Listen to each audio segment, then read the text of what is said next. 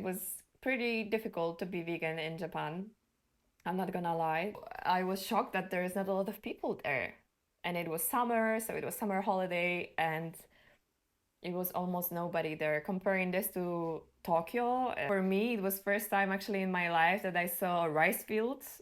It's so beautiful to be surrounded by something so unfamiliar to me. So I was just mesmerized and oh my god, I would never expect that I will see something like this in Japan. Do you think it's difficult for a person like me to find herself in rural Japan, or living in rural Japan was definitely a humbling experience for me. I just thought that I can adjust to anything at all, but that was something that was just so different. Hello, hello. This is Malvina. Welcome to my channel, Malvina Island. In today's video, I want to talk to you about my experience of living on Japanese countryside for 2 months. And before you will think like, oh my god, what a foreigner might be doing on the countryside of Japan, I'm gonna tell you that it's not an ordinary foreigner story.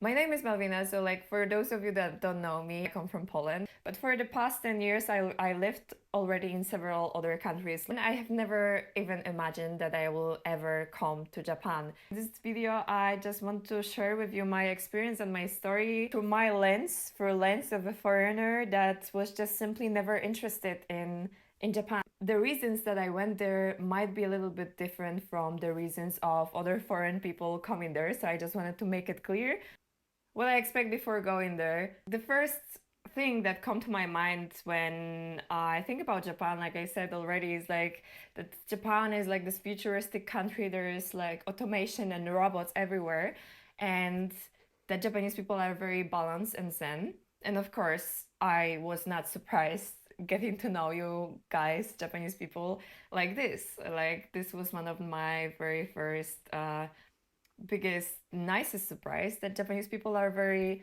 reserved and they don't stand out from the crowd. There is like this big communal mindset that we live in a community and we should not bother anyone.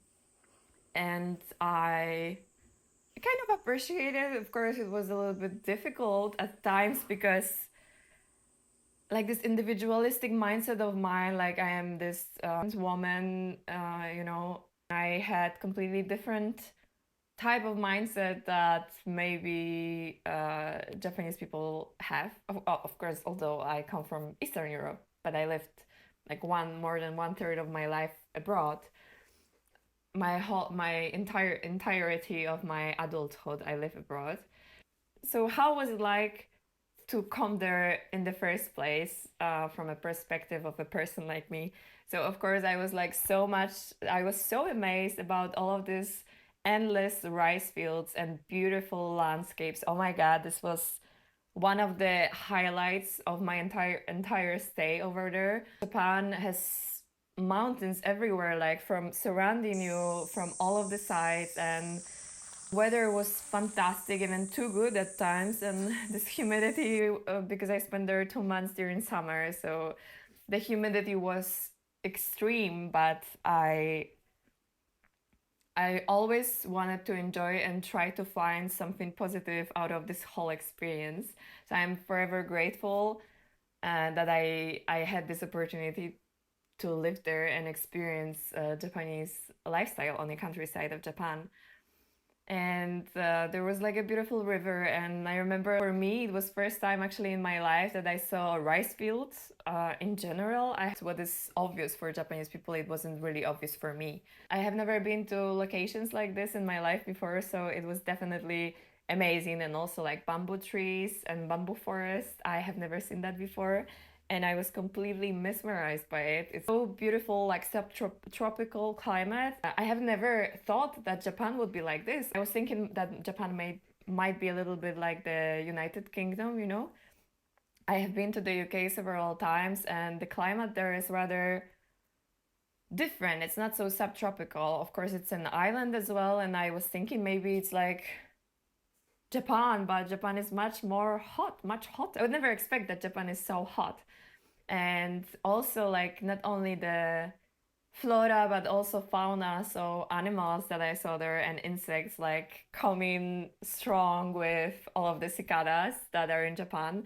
Oh my God, they're like this beautiful nature sounds and nature music. I enjoyed it so much. Sometimes some species of cicadas were hurting my ears just a little bit because of being super, super loud. I love just the idea of life of a cicada, you know, is like a sign of transformation, and it's so beautiful to be surrounded by something so unfamiliar to me. So I was just mesmerized and by nature and by animals all around me, and also seeing like turtles in the rivers. Oh my God, I was so excited to see turtles because it's something that we don't see in Europe. So I was completely shocked, and wow, I was thinking like, oh my God, this is so amazing. And I see all of these turtles in the rivers, and also like a lot of crabs because there is a lot of rivers, also rice rivers coming to the rice fields. It was truly like the landscape and fauna and flora, like animals and landscapes. It was definitely the highlight of staying in rural Japan. And also snakes. Once I saw this like 3 meter snake on the rice field just before rice started to grow. So it was like, oh my God, I would never expect that I will see something like this in Japan. And mind you, where I was staying, it was in Shimane, so it's not like super south or super north. It's like in the middle, like the main island.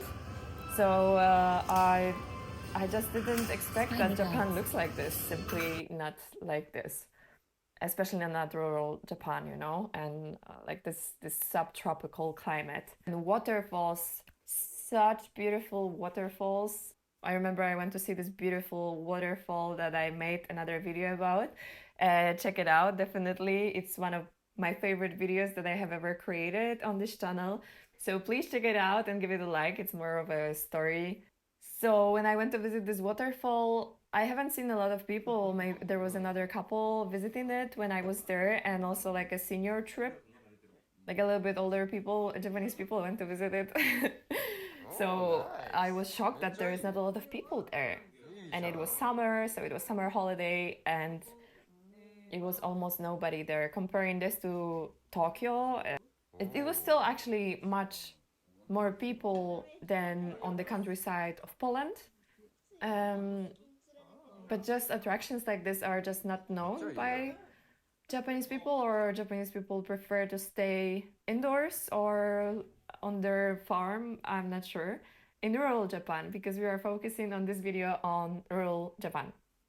What was my first emotional reaction after arriving? So when I arrived in rural Japan, I stayed in this kind of a traditional house. It was renovated, but still it kept intact some of the tatami rooms. So in tatami rooms, there was not a lot of furniture, and that was actually I found it pretty amazing. Like it looked really um, really picturesque, and it was like from a postcards or from when a foreigner thinks about Japan. Definitely, we think about these tatami rooms with shojis. When a foreigner thinks about Japan, we definitely think about these tatami rooms. My first emotional reaction to this, it is like, oh my God, this is amazing. And there is a farm, and there is a lot of rice fields, and it's super hot outside. But because of this lack of furniture inside, I was a little bit lost, and I didn't know where to situate myself. I understand that this is a traditional way of living, and I really wanted to immerse myself in this type of lifestyle. But in the beginning, I was just shocked. I think this was the biggest emotional shock for me because I didn't know what to do with myself. I didn't know where to sit. There was nothing to lean on. There was no chair that I could sit on. There was no bed. We slept on the floor, on tatami floor, on these mattresses. So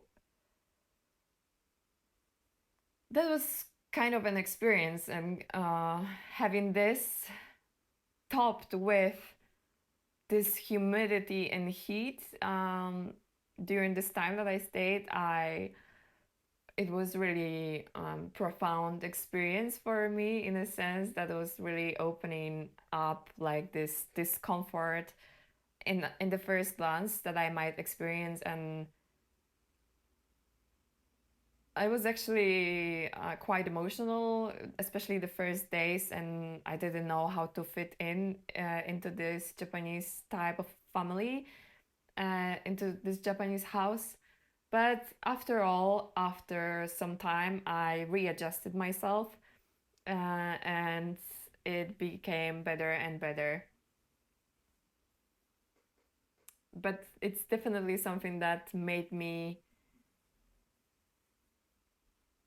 rethink if living there is such a good idea. So and in this house that I stayed, there was like a Buddhist room, this Buddhist altar, huge Buddhist altar. So I found the most peace over there. I like to go there and meditate and pray. Also practice yoga over there. I really found peace and simplicity and minimalism over there. I really like it as an experience, but I'm not sure if I could live there forever. Of course, if I would stay there a little bit longer, I would try to get some more Western accents, maybe that would be more comfortable for me. And as a person, like I said, like that lived already in so many places, but not Japan, I just thought that I can adjust to anything at all. But that was something that was just so different that I had the biggest problem with. But anyway, I'm so grateful for this experience, and I know that younger generation of Japanese people don't live in places like this. It's only for some special interest people. So that was kind of an experience. That's why I wanted to make a video about this, because it's, I think, completely different than like the traditional like Japanese experience that foreigners might experience, because I really lived through it and I really stayed in this traditional Japanese house in the heat, and it was something different for sure. It was difficult about living there. I think I made already some videos about it. So I think I made one particular video when I talk about living in this house. So check it out. It's like when I just take you on a tour of the house and tell you what's there. Um, the biggest difficulties definitely were that before coming there, I didn't expect anything in particular. I was just embracing this journey as it is. But I just, because I was never particularly interested in Japan and getting to know a little bit more about Japan, or I never watched anime manga, read manga or anything like this, I was just not prepared for what conditions I'm gonna stay in. It was very difficult for me, and especially like the first days after arrival there, it was pretty intense. It was pretty intense emotionally, because I wanted to find comfort in the things that I knew comfort came from, and I had to realign and readjust everything that I know. Also, I talk about it already in my another video, but I'm vegan, and I thought Japan wouldn't be the most difficult country that I have ever been when it comes to being vegan, because Japanese culture is mainly concerned around seafood and tofu, right? Like Japanese people love tofu, so I thought as being vegan, it's not gonna be a big of a deal for me because I can eat tofu. However, it's like a little bit different. Like on the West, we have a lot of meat replacements, and this diet that I had, it's like it was just a little bit different from everything that I know, as I was not expect I didn't expect anything in particular. And I adjusted already to so many cultures that I just simply I just simply didn't expect that it's gonna be so much fish. So it was pretty difficult to be vegan in Japan. I'm not gonna lie. There is a lot of tofu, and I ate brown rice every day, and miso soup in the morning without fish on a special request. But I felt that because of this, I don't really fit there. Lack of comfort that I knew, and also food. We had a lot of food. We had a lot of vegetables from the garden, from the farm. So we had the pumpkins. We were even fertilizing the pumpkins. It was super fun. And aubergine, I really loved it, and carrots and tomatoes. It was absolutely delicious as well. Cucumbers. The biggest problems that I encountered by living in rural Japan as a foreign blonde woman is that I know I was pretty outstanding wherever I go. And combination of this with like a lack of comfort that I was used to, and I felt really not necessarily discriminated by the people surrounding me, because people say that Japanese people in rural Japan are much kinder and much more open, and there are these communities that are going on, and yeah, this is definitely true. There was a community. We even went to clean up the river once. I was cleaning up the river. It was pretty shocking for me that I had to go to the river, but I didn't in the end. But I went there, and I was cleaning up the rice river, so the river that was going to the rice fields. So for me, it is like completely out of my out of my head. It's just completely different. Like climate in Europe is completely different, and we don't grow rice here, right? So what is obvious for Japanese people, it wasn't really obvious for me. But I really enjoyed it. It was like one of my highlights of staying there, of the trip, of living there. And I'm really grateful for this. But regardless of that, I like this exclusion. I don't know if it was social exclusion, just like standing out in the crowd of all of the people that look just completely different than me. It was kind of an experience that I didn't expect that I'm gonna stand out so much, because like I said, like I didn't live in Poland already for a long time. I lived abroad, and just amongst other European people, I'm not so outstanding, I would say. But in Asia, it's definitely a thing that I didn't expect. I just didn't expect. What are your thoughts, by the way? Like, do you think it's difficult for a person like me to find herself in rural Japan, or do you think I maybe my experience is completely shocking for you, and you would never expect that the foreigner would have so much problem to adjust to rural Japan? Let me know down in the comments, definitely.